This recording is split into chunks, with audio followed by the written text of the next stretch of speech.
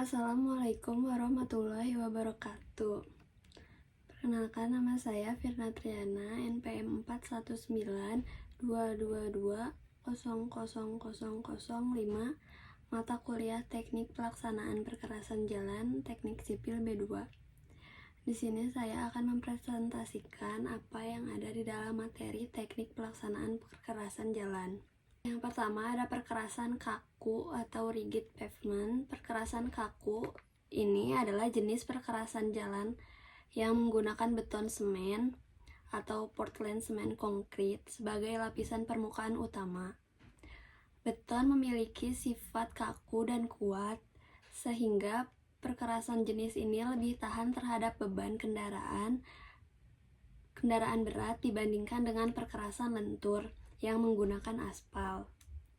Keunggulan utama perkerasan kaku adalah daya tahan tinggi terhadap beban lalu lintas berat dan umur layanan yang lebih panjang. Namun, karena sifatnya yang kurang fleksibel, jalan ini lebih rentan terhadap retakan jika tanah dasar mengalami pergerakan atau perubahan suhu ekstrim.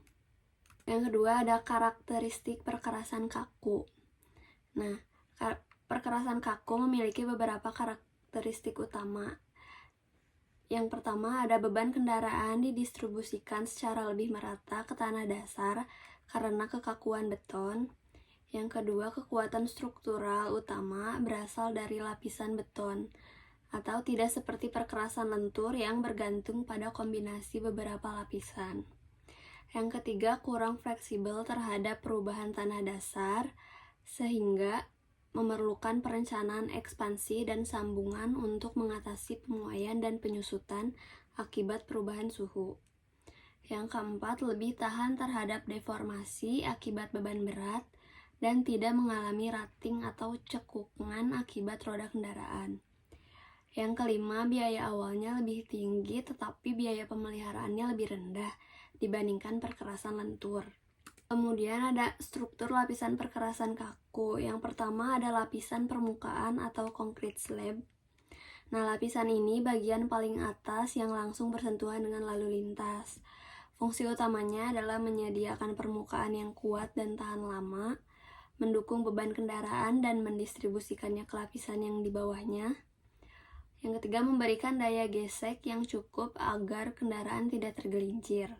Nah, material yang digunakan itu ada beton semen Portland, beton bertulang untuk menambah daya tahan terhadap retak. Yang kedua ada lapisan dasar atau base course. Nah, lapisan ini berada di bawah lapisan beton. Fungsinya sebagai penyangga tambahan. Nah, fungsi utamanya ada lagi yaitu membantu mendistribusikan beban ke tanah dasar, juga mengurangi tegangan pada lapisan beton sehingga mengurangi kemungkinan retak. Nah, material yang digunakannya itu agregat batu pecah atau lin konkrit atau beton dengan kadar semennya rendah. Bisa juga menggunakan tanah stabilisasi dengan kapur atau semen. Yang ketiga ada lapisan subbase atau lapisan pondasi bawah. Nah, lapisan ini opsional, tetapi sering digunakan untuk memperkuat daya dukung tanah. Fungsi utamanya adalah meningkatkan kestabilan struktural dan mencegah naiknya air tanah ke lapisan beton. Material yang digunakannya itu agregat bergradasi kasar atau seperti batu pecah. Yang kedua ada pasir atau campuran tanah berstabilisasi semen. Nah, yang keempat ada lapisan tanah dasar atau subgrade. Nah, lapisan ini lapisan paling bawah yang mendukung seluruh struktur perkerasan.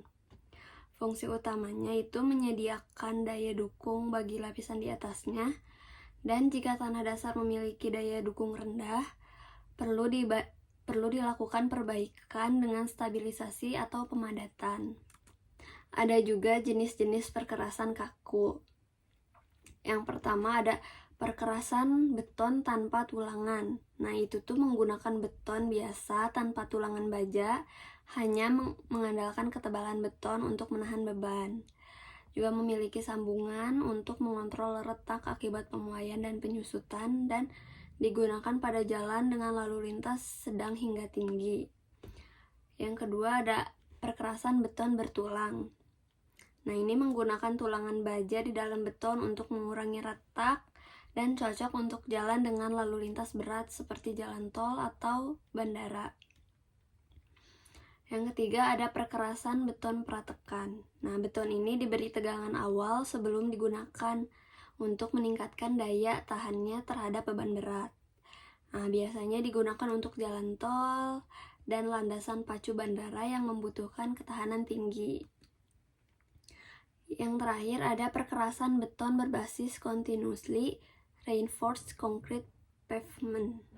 Nah, beton ini menggunakan tulangan baja kontinu tanpa sambungan ekspansi, sehingga lebih tahan terhadap retakan. Nah, digunakan pada jalan dengan lalu lintas sangat berat, seperti jalan tol dengan volume kendaraan tinggi.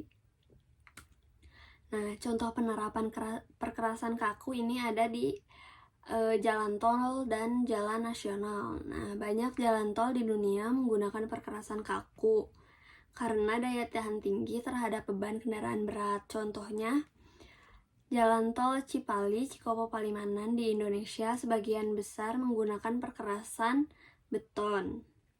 Yang kedua ada landasan pacu bandara. Nah, landasan pacu bandara ini membutuhkan perkerasan beton karena harus menahan beban pesawat yang sangat berat. Contohnya ada Bandara Soekarno-Hatta, bandara di Indonesia, Bandara Changi di Singapura, dan itu semua menggunakan perkerasan beton bertulang. Nah, yang ketiga ada pelabuhan dan terminal kontainer. Nah, beton ini digunakan di area pelabuhan karena tahan terhadap beban berat dari truk dan truk derek yang mengangkut kontainer. Nah, contohnya ada di Pelabuhan Tanjung Priuk di Jakarta.